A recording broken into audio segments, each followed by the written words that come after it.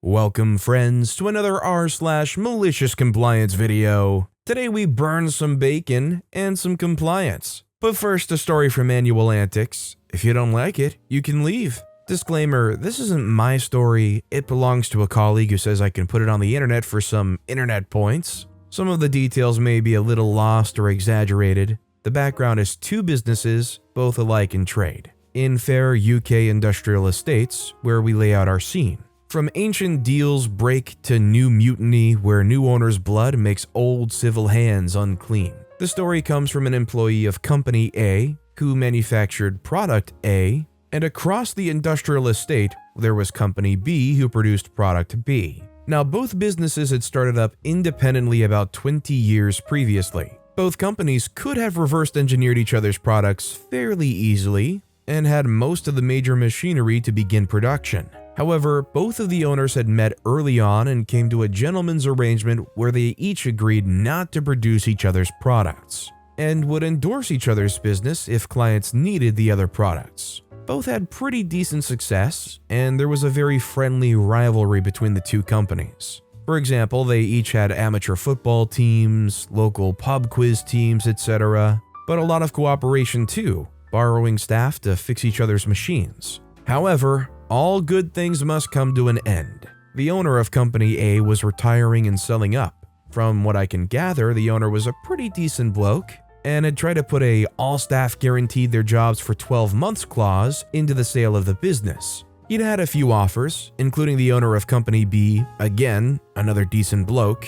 I think he offered around 80% of the asking price. However, on the last day for offers, a southern company offers him 125% of the asking price, though with the 12-month clause removed. Understandably, the owner took this offer because, well, who wouldn't? He did promise that he would give each employee a glowing reference if they ever needed it. These new owners came in with a swath of new policies, targets, the whole shebang. At first, they targeted the sales team with impossible-to-reach quotas, excessive management, over-the-top timekeeping. You get the picture. It was miserable for them.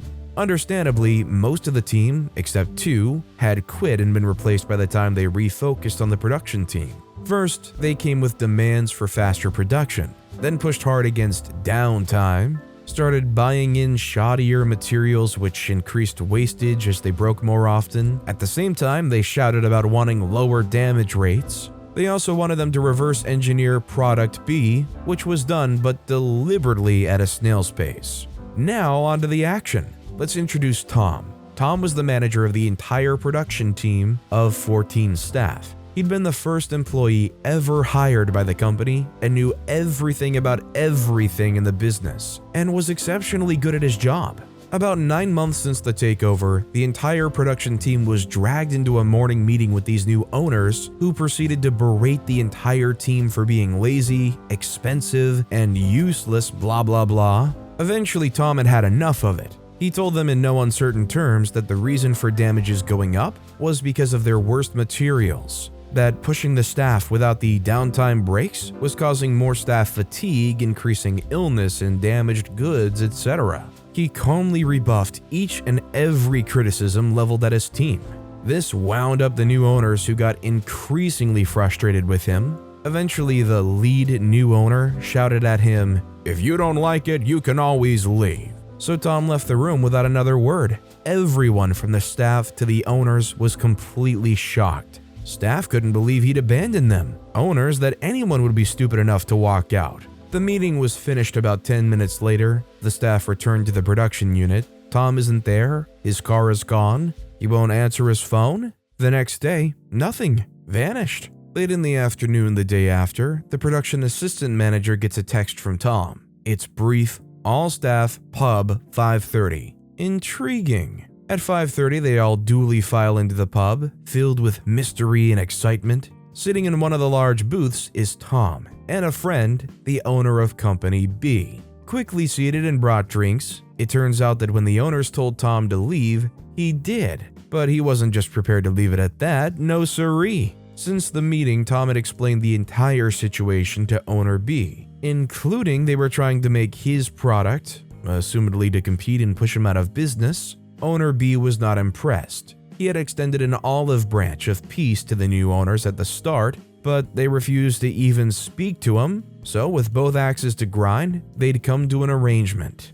Owner B would hire all of the production team on terms relatively similar to what they already had if they'd come and make product A for him. Said to go away and think about it, which they did until the end of the week. All agreed they'd prefer to work for owner B, and even convinced him to extend the offer to the 2 surviving members of the sales team since they knew the client base and sales pattern. Monday morning, 9 a.m., 17 letters of resignation, 14 staff plus Tom and 2 sales, are hand-delivered to the new owners in their ivory tower office. Under the terms of the contract, any production staff who resigned were immediately to be removed from the premises, assumedly to stop any sabotage, though the 2 sales had to continue with their notice period. Panicking, the owners pled with the team to not leave, to serve some notice period, train some new staff, anything. Tom, in true cinematic style, stops. He turns partway around and says,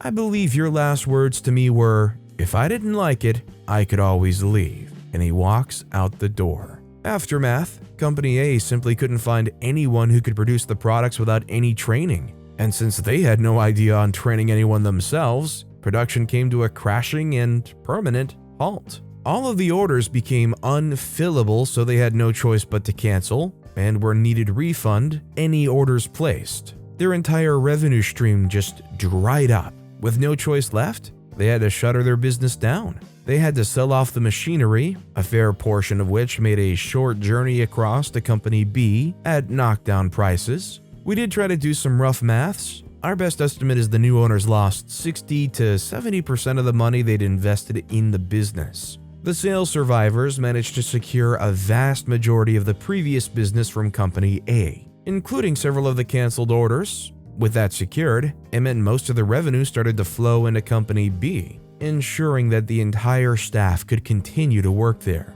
Whilst the original owner of A was sad to hear his business had to shut down so soon, he was delighted that many of his staff had secured work with his old business rival and friend. He did visit occasionally and was always warmly received. Moral of the story, don't tell anyone to leave unless you can survive without them. Do you guys think the bigger moral of the story is to not tell anyone to leave unless you can survive without them? Or that if you take over an operation that was running extremely well, that you should highly hesitate to mess with anything before you fully understand how it works? I'd like to know what you guys think in the comments down below. By the way, if you're enjoying these stories, make sure to hit those like and subscribe buttons down below so you never miss any of my daily videos. Our next story is from Illuminasa. I don't have enough experience? No problem. This happened a while back and I thought of it today. So I worked for a county government.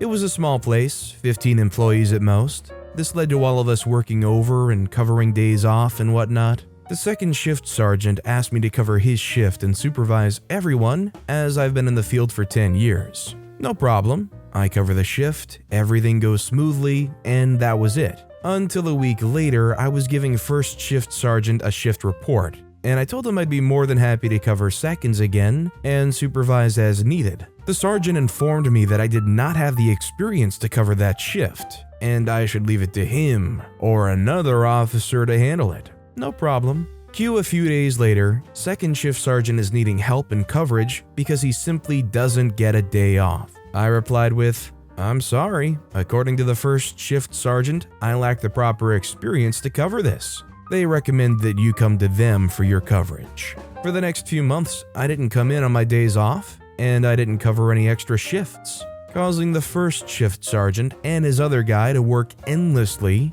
and complain constantly about how they didn't have a day off. My reply, as always, "I hope someone with more experience comes in to help you guys." I left the job a bit after that. Good luck to them. Although some people may take this personally, being told, "Oh, you don't have enough experience to handle this stuff," especially when you're offering to help out. I mean, I would be of the opinion that I'm like, "Hey, you know what? That's fine. I won't overextend myself. Good luck, experienced people. You know when to send me my paycheck." This next story is from Chris Meg Monkey 4, like burn my bacon. Okay. When I was working as a waitress at a restaurant who are famous for their breakfast during the morning shift, A man came in and ordered a coffee black. He wanted the classic pancake combo with 4 buttermilk pancakes, 2 eggs, hash browns, and bacon or sausage. The man chose bacon and spent at least a full minute or two telling me how crispy he wanted his bacon. I wanted crispy, and when I say crispy, I mean extra crispy. And when I say extra crispy, I mean practically burnt. It's so crispy. I made sure to write down crispy and went to put it in. When I took him out his food and a refill of coffee, I knew that the crispy bacon just wasn't gonna cut it for him. I told the cook to redo the bacon to seriously crispy, and I took him out his food. He was really upset about his lacking in crispness bacon and was glad to hear I was having the cook redo it. I've had difficult customers before, but this guy sent his bacon back 2 more times. Finally, I just told the cook to slightly burn the bacon and that's what he'd get. The cook, who was also miffed at this point, nodded, and the next bacon he handed me was clearly burnt. When I placed it down, he got upset again, saying that now we're giving him burnt bacon. And I refilled his coffee for the 3rd time and said with a smile, "Then you finally got what you wanted. Enjoy your meal." He definitely had crispy bacon on his table. I think we can all trust that this cook that's working at a breakfast restaurant knows how to properly crisp some bacon, so the idea that maybe their technique isn't good enough is probably not the issue here. I feel like this is one of those games where you have a flashing light that keeps sliding left and right over a bar, and you have to press the button to stop it right on a very slim line. That very slim line is the perfect cook and crispiness for this guy's bacon. Anything slightly over, anything slightly under, whole thing's ruined. How dare you? You might as well have insulted my mother and my grandma. And our final story of the day is from Mitchell's Truck. Can't expense the fuel for driving myself, but I can book a limo? Okay. 15 years ago, when I was a precocious young IT tech, I used to fly domestically once or twice a month to the company's new factory to fix something or other, or help with a big install in an area that was being opened. I would often volunteer for these trips, something the older guys with kids appreciated. They were past their traveling days, or at least past wanting to wake up that early. It often involved a 6:30 flight up, back down 6:30 p.m. the same day. I didn't mind as I got overtime, beginning when I left the house, ending when I got home. When I first started doing these trips, my girlfriend would drop me off at the airport. It's only 5 miles from my house, and she'd be up early for her commute or to head to the allotment anyway. A couple of months in, I was submitted my expenses when a colleague pointed out that I hadn't claimed for my mileage to and from the airport. It only came to a couple quid each way, but why not? It was a legit expense, so I did. Cue my boss rejecting the claim. Apparently, to claim for this and not parking would mean my wife was using the car for hire or reward. I've since found out that this wasn't the case, but anyway, the next trip I book a local mini cab to take me. And he was there to pick me up as well. Cost to the company has now gone from £2 each way to £10 for the morning journey before 6 a.m. and £7 for the return. You shouldn't be claiming for this. We have an account with the airport transfer service. I'll do it this once, but next time, book with the right company. I go to the departmental secretary. I have my boss's email, which I forward to her. She explains the airport transfers company on account is luxury limousines. Not big stretched American cars for prom night, but proper luxury vehicles for executives. We comply with my boss's wishes. Next trip, a man arrives at my end terrace house in an up-and-coming area of the city in a BMW 760IL. Dressed in a suit and a proper chauffeur's hat, he takes my luggage, opens the door for me, checks the temperature, asks if I want music. I half expect a hot towel and a bowl of warm mixed nuts. That evening, he meets me in arrivals with a little printed sign, Mr. Mitchell Truck Company, and walks me to the BMW in the expensive short stay car park. This is the one and only time someone's done that for me, and I've flown 20 to 30 times a year for my entire life. I'm still in my now dusty workwear, cargo trousers, branded polos, steel-toe boots, being driven home in a long wheelbase 7 Series with a chauffeur with a hat. The secretary tells me those journeys cost the company £120, which will be charged back to the department at the end of the month.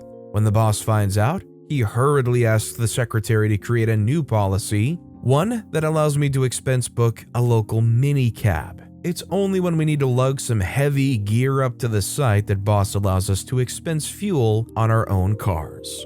Honestly, the saddest part about this whole thing is OP is clearly the most hard-working worker, and they're gonna go and nickel and dime them for what, £5 in mileage costs? This dude's taking shifts and flights that nobody else even wants to think about taking, and they still try to give them the hardest time about nickel and diming them. But with that being said, that's all the time we have for today. Now, if you want to hear another awesome compliance story, click on that left video, or if you missed my latest video, check out the one on the right. That said, I'll see you all next time with some more stories.